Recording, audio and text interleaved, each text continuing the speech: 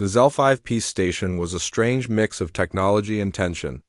It floated high above the gas giant like a giant mechanical lotus glowing with blue lights.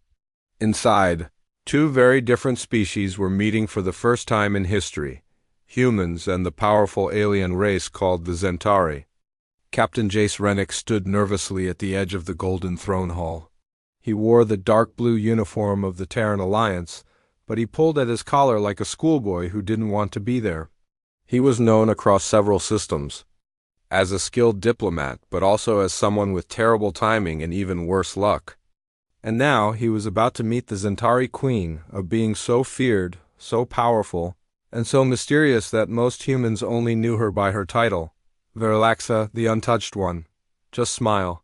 Don't speak unless spoken to, and for Earth's sake, said Ambassador Lara, whispering sharply into his earpiece, don't touch her. Jace nodded. Simple enough. The throne room was large and strange. The floor shimmered like water, but it was solid.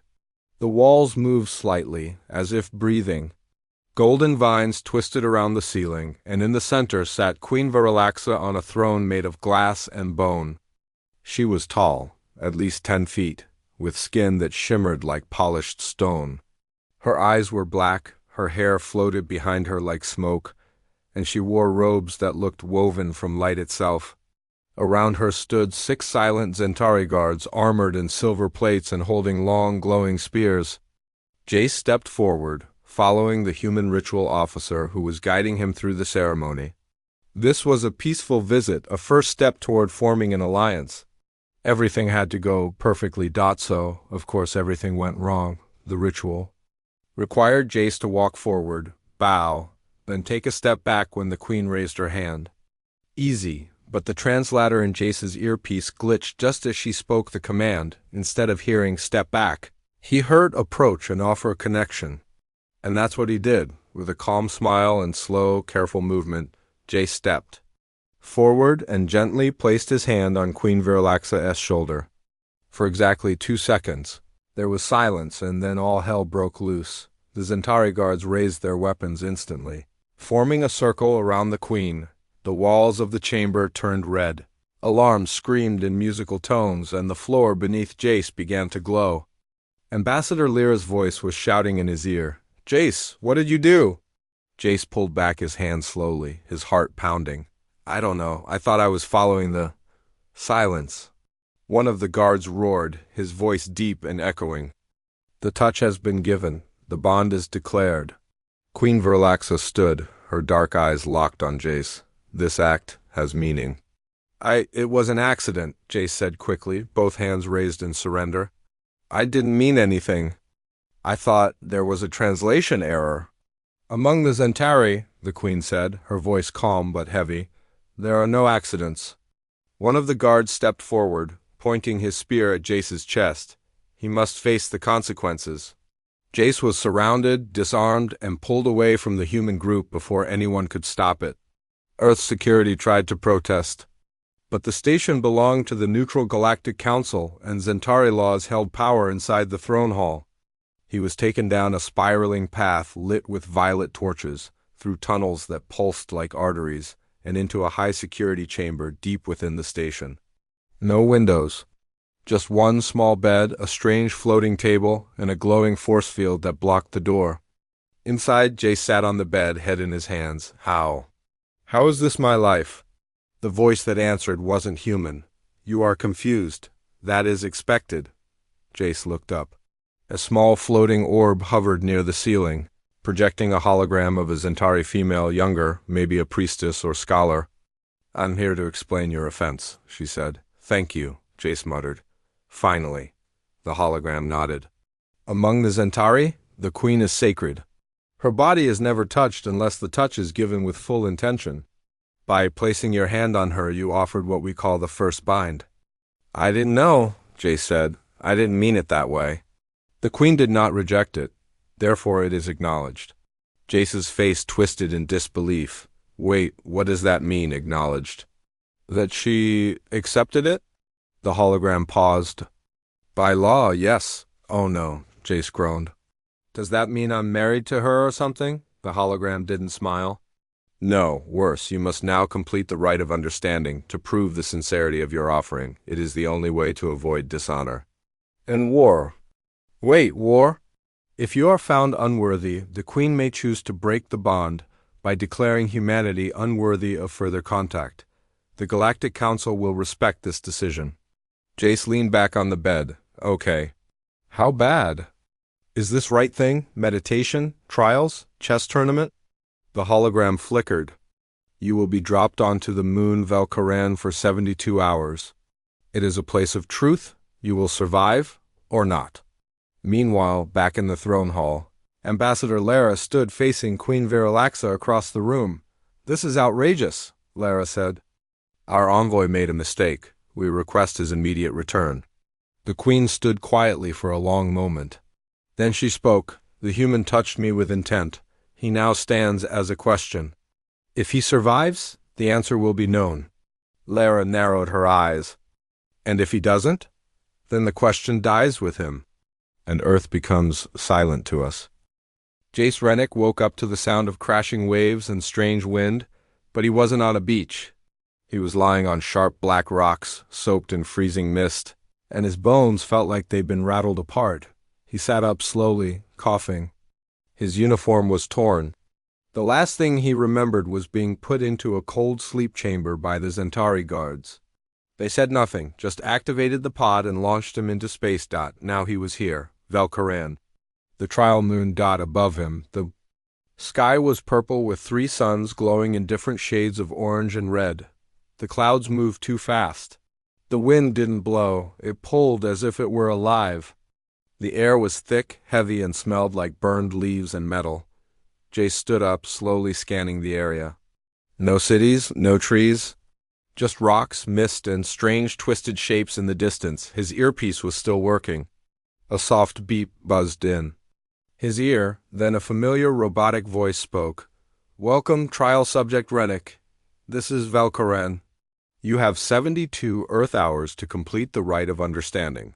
Survival is your task. Observation is ours. Begin.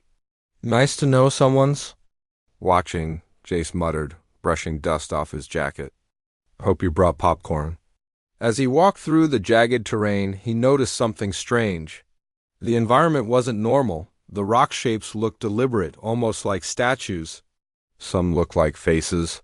Others looked like creatures. In pain, an hour passed. Then came the first attack, from behind a boulder. A creature leapt, thin like a wire, but with dozens of legs and a mouth full of spinning teeth. Jace dove to the side just in time. He grabbed a sharp rock and swung wildly. The thing screeched, spraying green mist as it died. Panting, Jace looked at its body. What the hell is this place? But deep down, something told him, this moon adapts. It read his fears. It made monsters based on what scared him. Meanwhile, back on the station, Queen Virilaxa sat alone in a golden chamber. Her mind was linked to Vel'Koran through a sacred orb. She could see Jace, hear his voice, feel his confusion and fear. She had expected him to cry, to beg, to break, but instead he was angry, sarcastic, still fighting, strange human. She thought. Her advisors approached. He should have perished by now, said one, a tall male with crystal markings on his forehead. He is adapting, the Queen said quietly. Another advisor stepped forward. If he completes the rite, it may set a dangerous example. A human bonded to the Queen? The Council will question your rule, Queen Virilaxa turned to them. Then they are welcome to question it. Back on Vel'Koran, Jace had made a small shelter out of rocks and broken bones. He lit a fire. Using a flare from his emergency pack. Suddenly, a voice came from the shadows. Fire will attract hunters. Jace jumped and pointed a sharpened stick. Who's there? Out stepped a figure, Zentari, but smaller. Slim, wearing dark rags and a metal band across her chest. She had glowing white eyes and a scar across one cheek. I am Suritan. She said, You are the one who touched the Queen? Unfortunately, yeah, Jace said, lowering the stick. I assume you're not a fan? I was her chosen, Suritan said. Once. I failed the rite. I was left here to die, but I did not. Jace's eyes widened. You survived? For now, but not truly. This moon does not let you leave. Even if you live, the queen must call you back. So I'm stuck. Unless she changes her mind? Suritan nodded. Great, Jace muttered. So either I die, or I impress an alien queen who probably hates my guts. Suritan gave a rare smile. You are funny for a doomed man. The two began to travel together. Suritan taught Jace how to read the wind, avoid the mind traps, and fight illusions. Valkyran tests what you are afraid to admit, she explained. It shows you what you deny. That night, Jace had a dream. He saw his father, angry, disappointed, yelling about how Jace would never be a real leader. Then the dream shifted. The queen appeared, staring at him. You touch without thinking, she said in the dream. Is that how your kind survives? Jace woke up sweating. It's not just about survival, he whispered. It's about proving we belong. On the second day, they reached a canyon filled with floating stones. To cross, one had to step on the stones, but each stone created a different illusion. Suritan tried first. She screamed, fell, and barely held on to the edge. Jace pulled her back up. Then he tried. The moment he stepped on the stone, he saw Earth burning. Cities destroyed, humans fleeing. A voice whispered, This is what will happen if you fail. Your people will vanish from the stars, but Jace didn't panic. He closed his eyes and walked forward. Stone by stone, he made it. And for the first time, the moon shifted. It pulsed like a heartbeat. In the orbiting station, the queen felt it too. The connection between her and Valkyran was changing. Jace was not just surviving, he was growing. Her advisors were alarmed. This is no longer a test, one said. It is becoming a message. The queen replied, Perhaps that is what we need. On the third day, Jace and Suritan reached the mountain temple, the final place. Inside, a pool of light waited. It could only be entered by someone with a worthy mind. Suritan stepped forward and was pushed back by a wave of energy. The light rejected her. It remembers, she whispered. It knows I failed before. Jace stepped in. Nothing stopped him. Inside the light, voices filled his head. Zentari ancestors, old rulers, lost wisdom. They asked questions. Why did you touch the queen? Because I thought it was a greeting. Why did you not run? Because running would have proved you right about us. What is humanity? We're messy, loud, but we don't give up. The light dimmed. Then it shined brighter than ever. Jace stepped out, glowing slightly, his eyes wider. Suritan stared. You were accepted, she said softly. You are now something else. A sound echoed above. A ship. The queen's voice came through his earpiece. Your time is complete, Jace Rennick. Return. As he entered the ship and left Valkyran behind, Jace looked down at the dark surface one last time. I'm not done yet, he said. This was just round one. The ship that picked Jace Rennick up from Valkyran was not like any human ship. It was alive. Its walls moved with a heartbeat. The floor pulsed under his boots. The lights were soft, blue, and seemed to watch him. He sat in silence, strapped into a seat made of something like muscle and silk. Across from him, Suritan sat with her arms crossed and her eyes cold. I still don't understand why she called you back, she said. Maybe she wants to finish me off personally. Jace muttered. Suritan didn't laugh. That wouldn't be the worst ending. The ship flew silently toward the Zel-5 station. But Jace wasn't the same man who had landed on that trial moon. He had changed. His face was harder, his movements sharper. The fire in him was clearer. He had faced the worst his mind could create and survive. In the golden throne room of Zel-5, Queen Virilaxa stood before the Galactic Council. Watching Jace's return on a floating display. Her advisors argued behind her. He cannot be allowed to bond, Your Majesty. A human consort? Unthinkable. Let him leave quietly and end the story here. But the queen said nothing.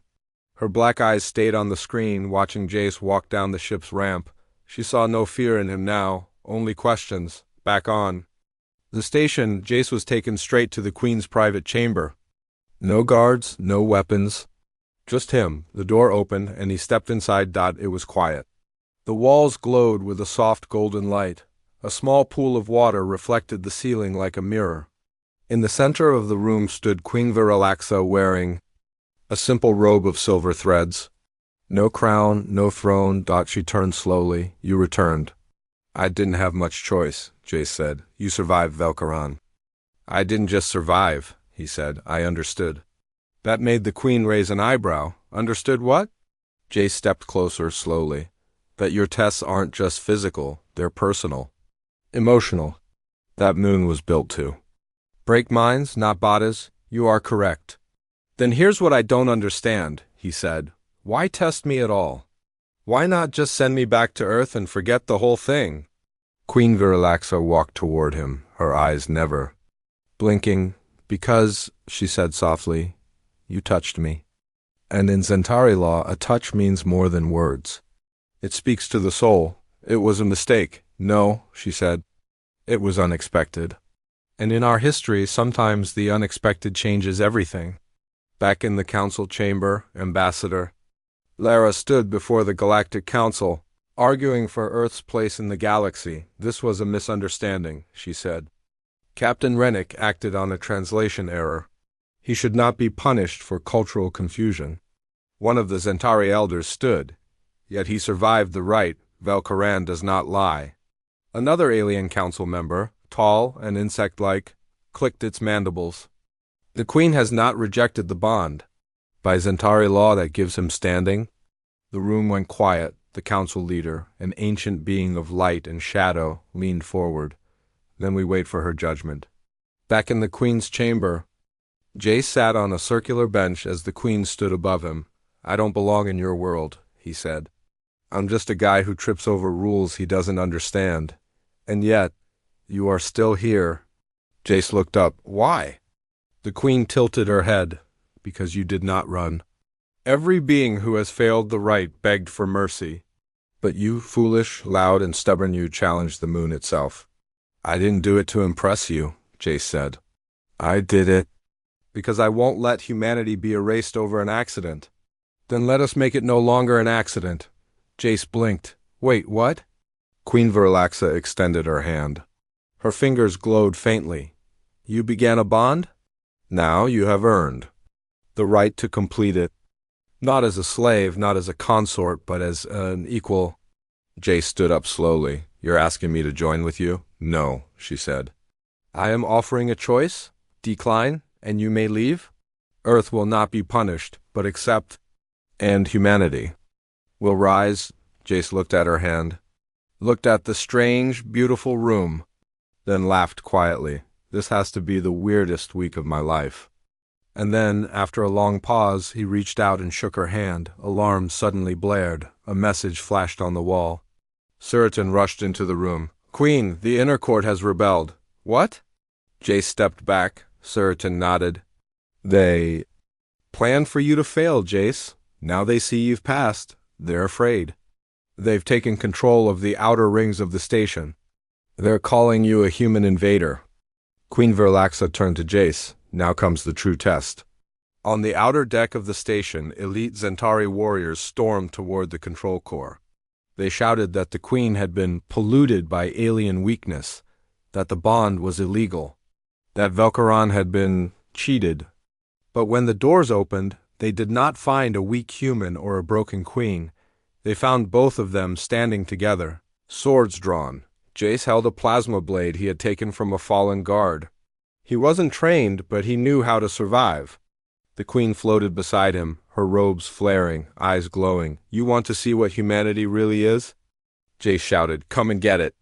The battle was quick and brutal. The queen moved like wind and flame. Jace fought like a street brawler, wild, unpredictable, and Lucky Dot together. They pushed the rebels back. By the end of it, the inner court had fallen, peace was restored. And the story spread, not just that Jace had survived Velkaran, but that he had fought beside a queen. Later, the Galactic Council declared Earth a respected emerging species with full voice in future matters. Ambassador Lara, watching the final vote, smiled. Well, Jace did it. Jace, now seated beside Queen Virilaxa in a smaller, more peaceful chamber, looked out at the stars. I still think this is crazy. It is, she replied, but change always is. He looked at her. So, what now? She smiled. A rare thing. Now? We begin again, together. The stars outside the great Centauri throne station shimmered like frozen fire. Silence returned to the station after the rebellion. But peace never lasted long in the galaxy. Jace Rennick stood on a high platform, looking down at a city of light and glass. The Centauri home station, once closed to all outsiders, was now slowly opening its doors. Some aliens watched him with curiosity. Others with fear. He didn't blame them. After all, he was a human. And a human had bonded with their queen. Virilaxa sat in her private study, staring at a glowing map of the star systems. Her mind moved through ancient knowledge and present danger. A small chime rang. Jace entered, looking more like a soldier than ever before, armor on his chest, a databand on his arm, and his usual tired but determined eyes. "You called for me?" he asked. The queen nodded. "Yes, something has changed." She pointed to a small flicker on the map, a red light blinking on a system far from Zel 5, the Trellick swarm, pirates, slavers, old enemies of the Centauri, she explained. "We have reports they're gathering ships, building something. An invasion?" Jace asked. "Possibly," she said. "And they've sent a message." She pressed a button, and a rough voice came from the speaker. "To the queen who chooses aliens over her own people. We are coming for you, and for your human pet." Jace raised an eyebrow. "Nice to know I'm famous." "This is no joke," she said. "They won't come for peace. They want war." Jace folded his arms. "And then we give them one." Preparations began immediately. For the first time in history, humans and Centauri trained side by side. Jace led a small squad of mixed-species fighters. He wasn't the best fighter, but he was a born leader. He cracked jokes, shared rations, and took hits for his team. The Centauri began to respect him, not because he was powerful, but because he never gave up. Siritan, once trapped on Velcaran, now served as his second-in-command. She still didn't smile often, but she stood beside Jace without hesitation. "I still think bonding with the queen was madness," she said one day. Jace smirked. "That's fair. But it's been one hell of a ride." Meanwhile, Queen Virilaxa faced her own trials. The High Council had doubts. Some believed she had grown weak. Others feared she was changing the Centauri too fast. "The galaxy watches us," said one elder. "You walk on a thin edge." "I walk where progress demands," the queen replied. And then, in a move no one expected, she announced a bold plan. "We will not wait for the Trellick swarm to attack. We will strike first." Gasps filled the chamber. No queen had ever suggested such a thing, but she had the council's respect. For now, in the deep space between stars, the Trellick swarm gathered. A fleet of black and red ships, shaped like thorns and bones. They believed the Centauri were soft now, that the queen had weakened herself by bonding with a human. Their leader, Warlord Grax, stood on a mountain of broken armor and snarled, "We will crush their honor," and drag their queen to her knees. What they didn't expect was that the queen and her human would come to them first. The battle fleet launched from Zel 5. Dozens of ships, glowing with power, sailed through space like swords through the night. Jace stood on the bridge of the lead vessel, looking at the stars ahead. "You nervous?" Siritan asked. "Terrified," he said. "But I'm getting used to that." Then the queen's voice came through the command channel. "Today we remind the stars who we are. We do not run. We do not beg. We rise." The fleet cheered. And then they jumped. The battle was fierce. Trellick ships hit first, raining plasma bolts and fire onto the Centauri fleet. Explosions lit up space. Fighters flew in deadly patterns. Smoke and fire swallowed smaller ships. Jace's ship was hit twice. The hull cracked, but he stayed calm, shouting orders. Pushing forward, he led his team in a boarding pod toward the enemy flagship. Siritan fought beside him, slicing through Trellick warriors with her twin blades. Inside the enemy ship, chaos reigned. Smoke, fire, and flashing red lights. Jace kicked down a door and found the control chamber, and there stood Warlord Grax, 8 feet tall, muscles like metal, eyes like lava. "You?" "The human," Grax growled. "You are the queen's shame." "I prefer the term surprise," Jace said, raising his plasma blade, and then they fought. The fight was brutal. Grax was stronger, faster. He threw Jace across the room, but Jace kept getting up. Grax snarled, "Why do you fight?" "You are nothing." Jace wiped blood from his lip. "Because I have something you don't." "What? People who believe in me?" And then, just before Grax could strike the final blow, a spear of energy hit him in the chest. Queen Virilaxa entered through a side door, her eyes burning with light. "This is no longer just about politics," she said. "This is about survival. And I choose him?" Grax collapsed, defeated. With their leader gone, the Trellick fleet broke. Many surrendered. Some ran. Victory was theirs. Back on Zel 5, celebrations filled the air. Music, banners, lights. For the first time, humans were treated as equals. Jace stood on a stage beside Queen Virilaxa as the council addressed the people. "The bond that once caused fear," said the eldest member, "has now brought victory." The crowd cheered. Virilaxa turned to Jace. "You were never just a mistake," he smiled. "And you were never just a queen. You're something more." She leaned closer. "Together we've changed the galaxy." And Jace replied, "Then let's keep going." Weeks had passed since the Trellick swarm fell. Peace had returned to the galaxy, at least for now. The Queen's fleet had returned home in glory, and whispers of the human star echoed across alien worlds. But for Jace Rennick, peace didn't mean rest. He now walked in the palace halls not as a prisoner or outsider, but as the bonded of the Queen, a leader, and a symbol of Earth's rising power. Still, he didn't feel like a hero. Not really. He missed the blue skies of home. Real coffee.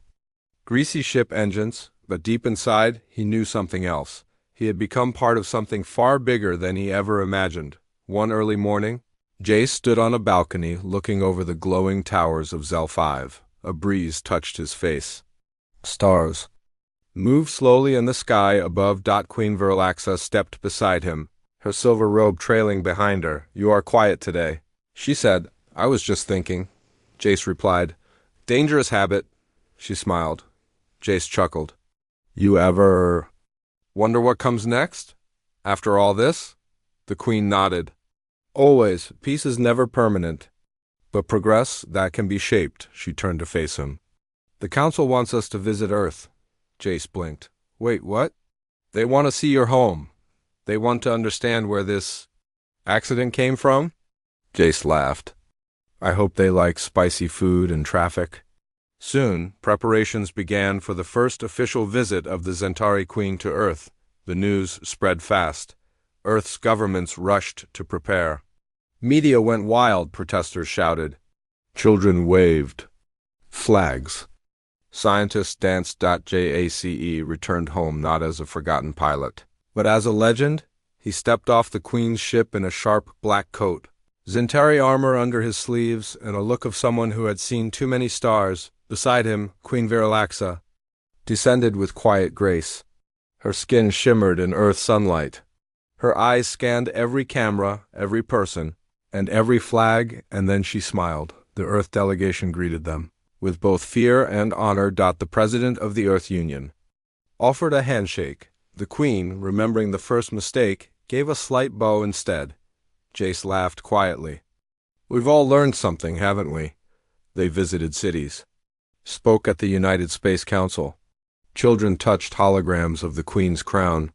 Scientists begged for access to Zentari Tech. And slowly, something changed. People stopped seeing her as just an alien. They began to see her as an ally.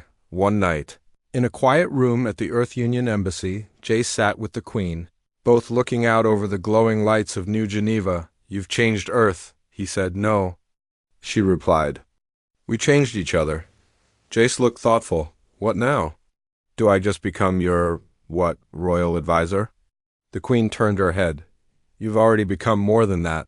"You mean the bond?" "Yes, but not just that," she said.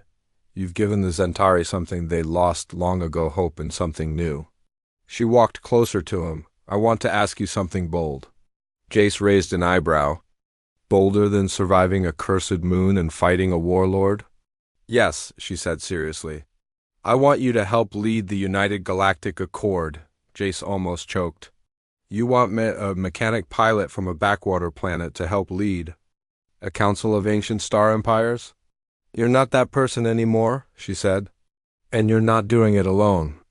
The next day, Earth's leaders and the Zentari High Council announced a joint alliance, the Human-Zentari Accord. It was the first time Earth was given full voice in galactic matters, Ambassador Lara cried on live video. Seriton, watching from the War Academy, gave a proud nod, and Jace stood at the center of it all, wondering how on Earth or beyond it had come to this, of course. Peace didn't last forever. A rogue group from the Broken Trellick fleet launched a surprise attack on a neutral colony. Hundreds were killed. The galaxy held its breath. But this time, it wasn't the Zentari alone who responded. A joint task force made of humans, Zentari, and other species struck back fast and hard, led by none other than Captain Jace Rennick. He didn't just fight with ships. He fought with his voice, with truth and unity. And he became known as more than a symbol. He became a bridge. Years passed. Children on Earth studied about the First Contact Crisis, the Velcoran trial, and the Queen's Gambit War. Statues were built, poems written, hologames created, but Jace didn't care about glory. He cared about results. And every time he walked beside the Queen on Earth, on Zel 5 or aboard a starship, he knew something for sure, that his biggest mistake had become the galaxy's greatest turning point. One night, back aboard the living ship that once frightened him, Jace stood with the Queen in silence, watching a new star being born through the observation window. That star has no name yet, she said. Jaca smiled. Then we give it one. What would you name it? He paused, thinking. Then said softly, Hope. The Queen nodded. Hope it is. She turned to him. And you, Jace Rennick? The human star. Are you ready for what comes next? He looked at her and grinned. Always.